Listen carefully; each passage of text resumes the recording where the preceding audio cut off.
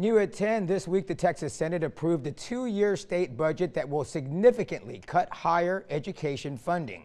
CBS 4's Michelle Vargas took a closer look and has more on how UTRGV could be affected.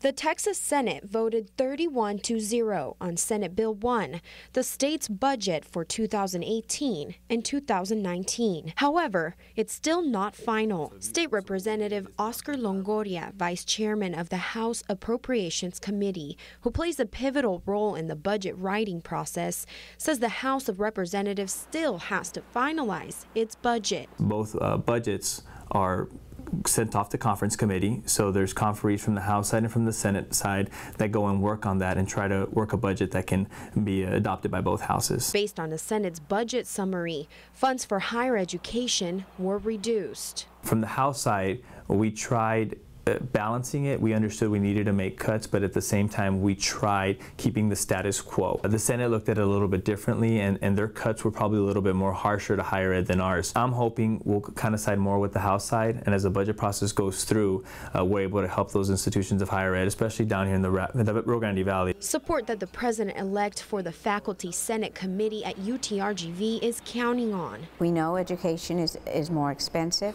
Students work, students have families, and these students still need their Pell Grants, they still need their Hinson Hazelwood. UTRGV has already been dealing with a tight budget. Last October, while dealing with low enrollment, the university announced a soft hiring freeze in order to make strategic expenses. New faculty members will not be hired until September 1st. Some faculty members have not received a pay raise for some time. Some people say 8 years, 9 years.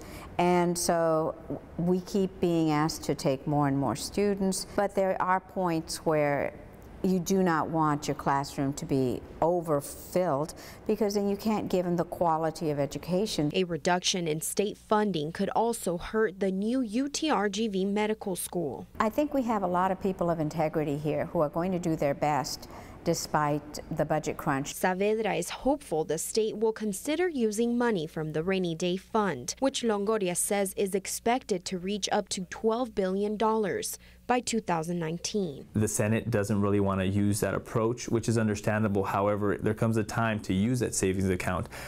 There's been various studies, and this is very important for the public to know. At any given time, about $8 billion to $7 billion is kind of the target range where it wouldn't affect our bond rating with the state. So there's money to use there. We're looking to use hopefully $2.5 billion to address some of the budget needs. The Senate's budget aims to reduce higher education funds by 11%, while the House is proposing a 3% decrease. In Edinburgh, Michelle Vargas, CBS 4 News and ValleyCentral.com. The full House will review the budget next Thursday. Longoria says it may take several days before it is passed by the House.